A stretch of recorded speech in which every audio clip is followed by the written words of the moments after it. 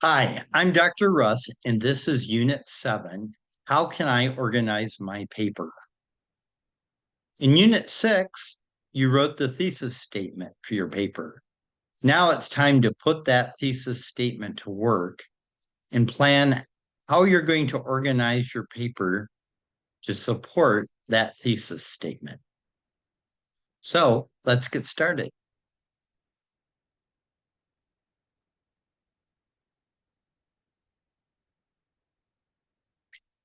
In this video, we'll take a moment to see where we are in the pre-write stage.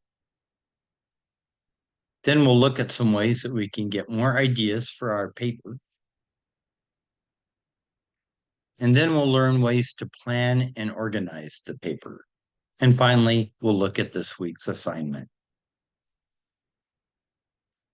The goal for this unit is, on your own, to use pre-writing strategies to plan the organization of the paper.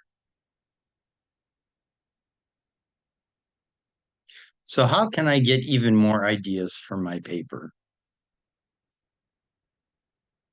Well, let's start and see where we are in the pre-writing stage. We started it about 6 weeks ago. And when you look at all the steps in the pre-writing stage down at the bottom, we've gone a long way. We chose the topic, we narrowed the topic, we wrote a thesis statement, and we searched the literature. Now we're going to decide on the structure of our paper and plan the paper.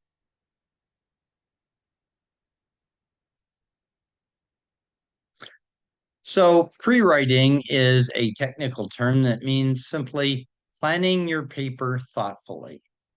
The purpose of pre-writing is to find and explore ideas so that you'll be prepared to write. One nice thing about pre-writing is it does not follow a set of hard and fast rules. You can pick whichever strategies work best with your own thinking process. So the pre-writing strategies that you use may be completely different from the ones that your classmates use, and that's okay.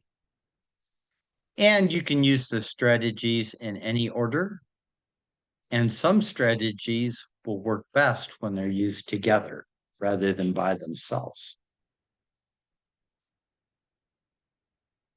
So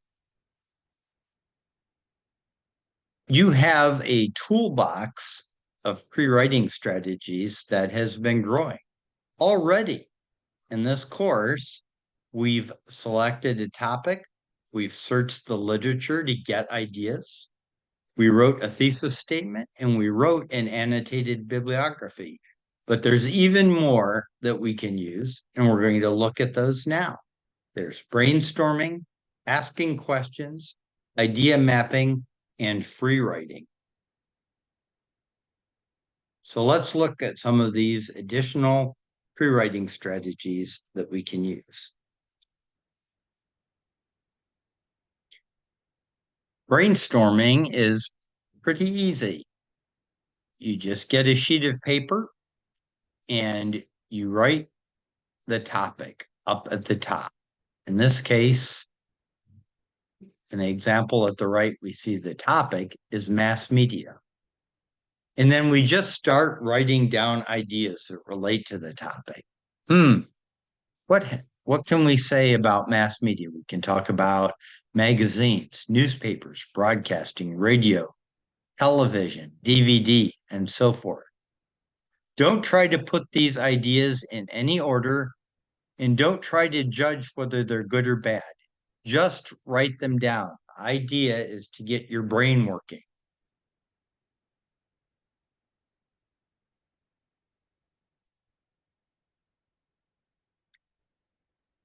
Another strategy you can use is asking questions. We call these the 5WH questions because they're the ones that reporters and investigative journalists use when they're trying to learn about something. Who, what, where, when, why, and how. And you can make a little chart for yourself, like the one shown on the right. So in the first column, they've made a row for each of those questions. And then on the right side, they've just tried to answer those questions.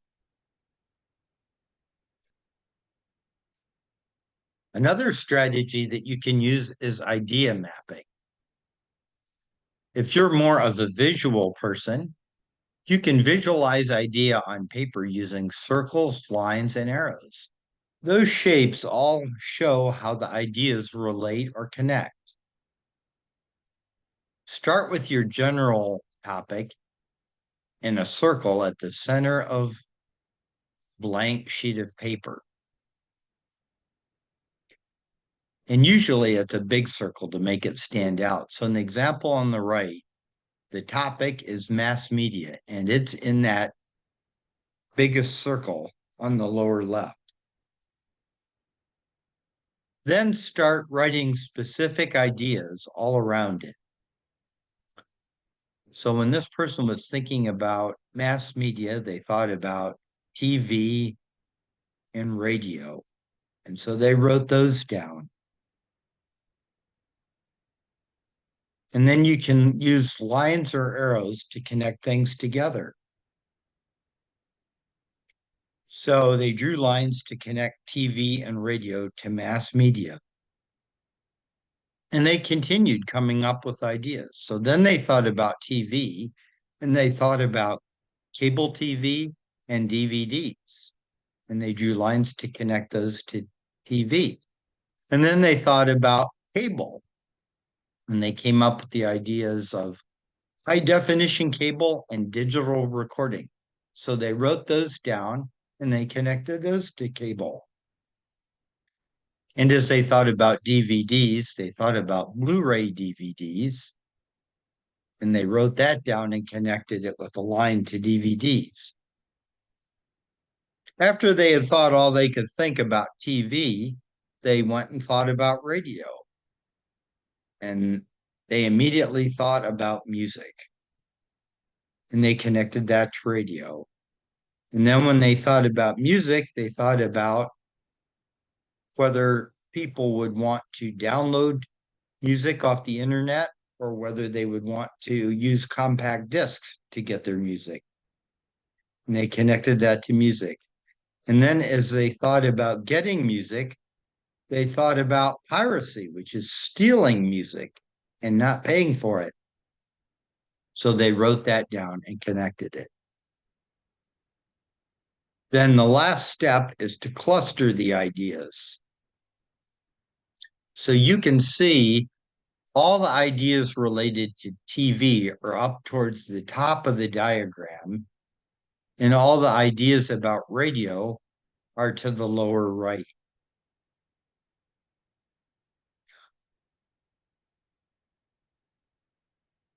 Another way you can do this is to use slips of paper rather than drawing circles on a sheet of paper, because then you can move the slips of paper around into these clusters.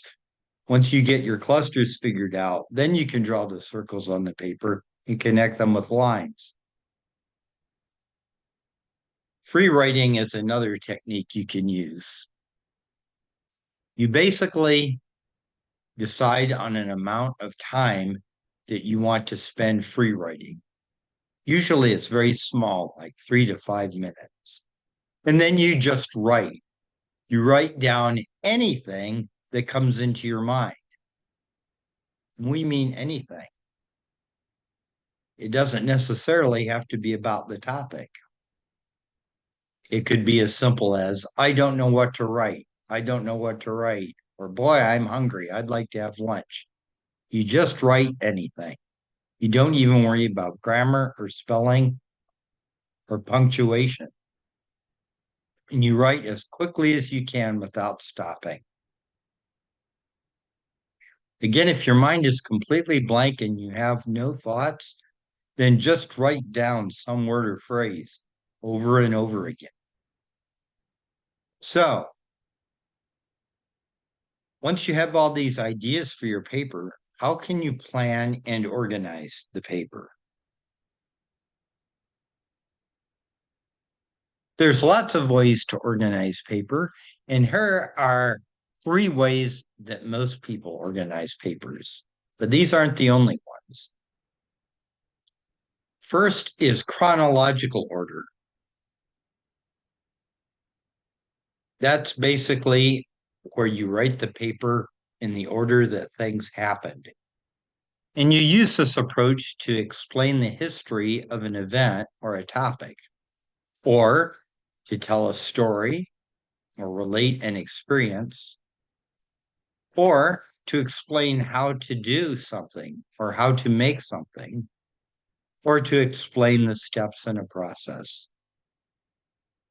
Another way of organizing a paper is around the order of importance. So you start out talking about the most important thing, and then the next most important thing, and then the next most important thing. And this approach is usually used when you want to persuade or convince somebody of something, or to rank items by their importance, benefit, or significance. And remember, when you rank things, you can do it either way. You can start going from the least important to the most important, or you can start with the most important to the least important. And another way to organize your paper is in spatial order. It's to help your readers visualize something as you want them to see it, or to create a main impression using the senses: sight, touch, taste, smell, and sound. So, like if you're going to write a paper about the academic building, you might organize that paper by describing the various rooms in the school.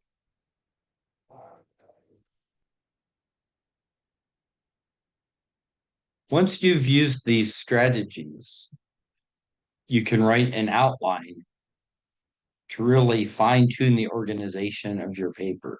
An outline is a written plan that serves as a skeleton for the paragraphs that you write.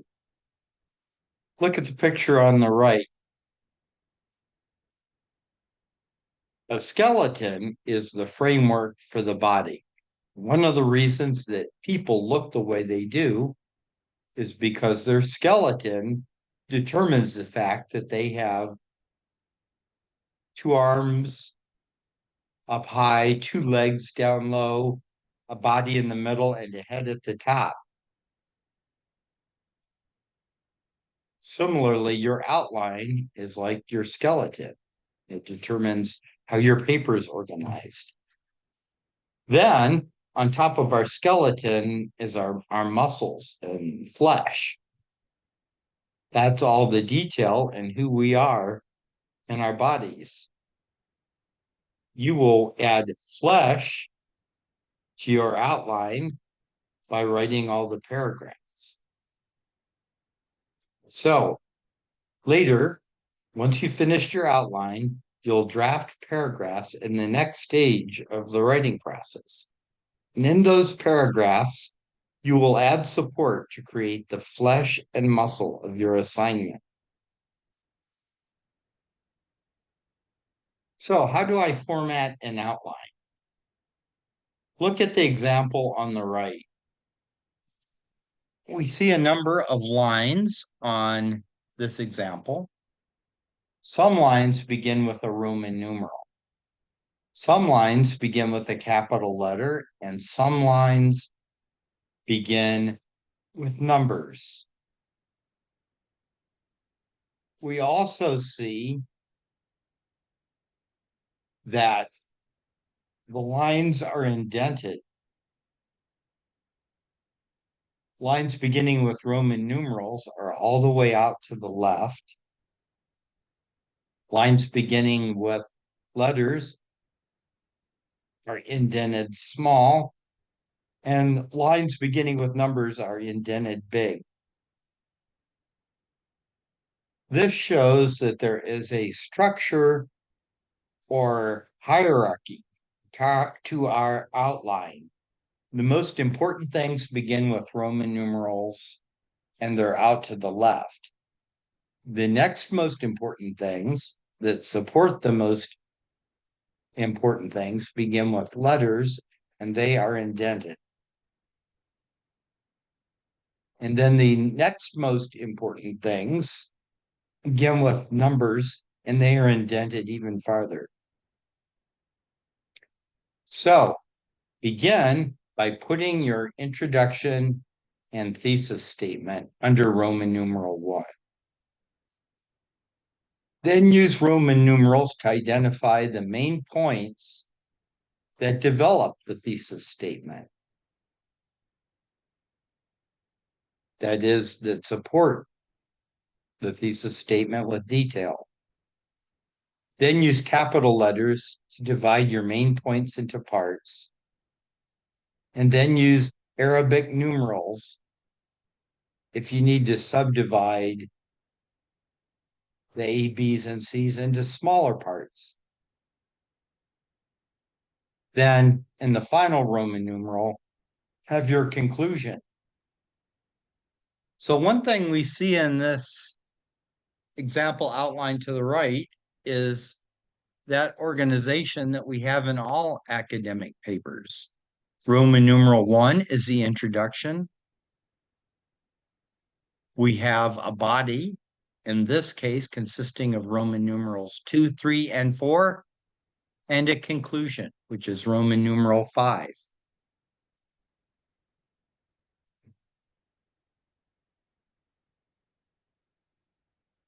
So there are two kinds of outlines that we can use. One is a topic outline, and an example is shown at the right. A topic outline uses words or phrases instead of complete sentences. Using words or phrases keeps the outline short and easier to comprehend or understand quickly. All the headings are written in a parallel structure. We'll talk about parallel structure in a moment. So let's look at the outline at the right. Under Roman numeral 2, we see e-book readers and the way that people read. So that's not even a complete sentence. It's just a phrase. A, books easy to access and carry around. 1, electronic downloads. So it's very, very simple.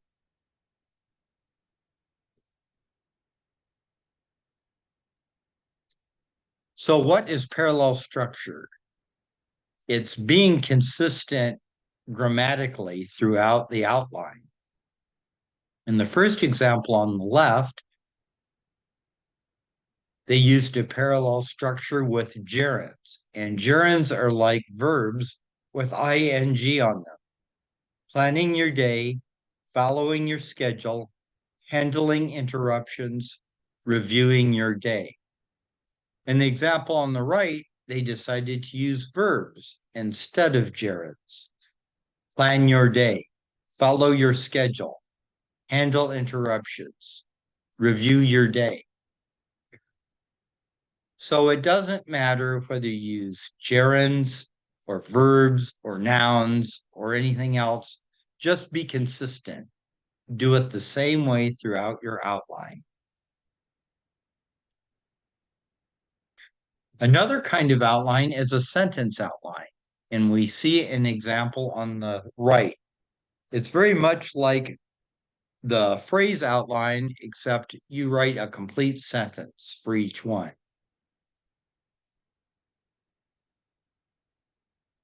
The advantage of this type of outline is the complete sentences create clarity and can bring you one step closer to a draft in the writing process. The information under each Roman numeral will become a paragraph in the final paper.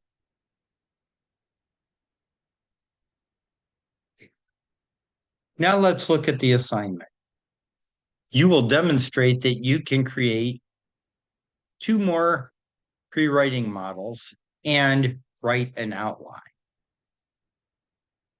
Today, we learned 4 more pre-writing strategies: brainstorming, asking questions, idea mapping, and free writing. Choose 2 of those. Choose whichever 2 you think will help you do the best job in writing your paper. Then do those 2 pre-writing strategies, following the guidelines in this video or in the lecture notes.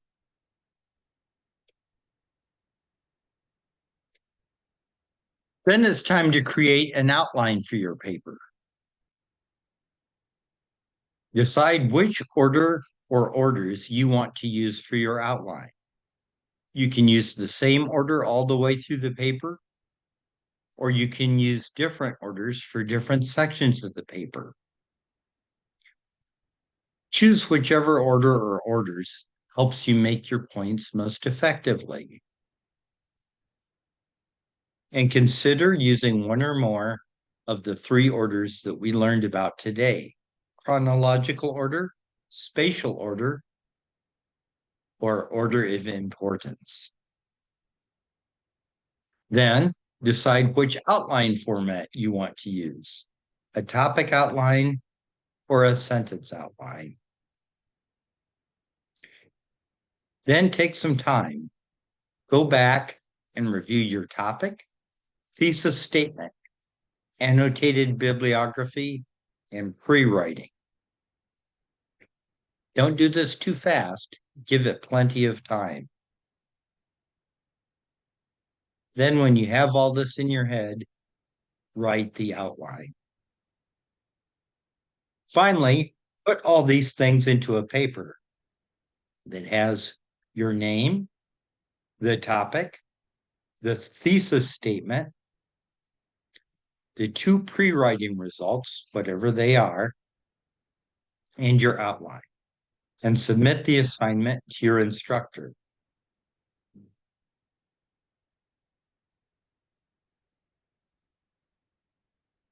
Here's how we'll evaluate this assignment.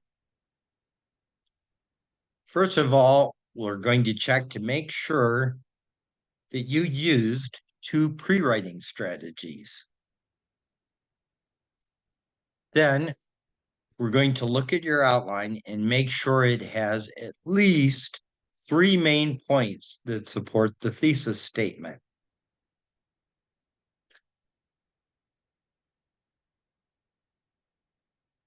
Then we will look at the sequence or order of your outline.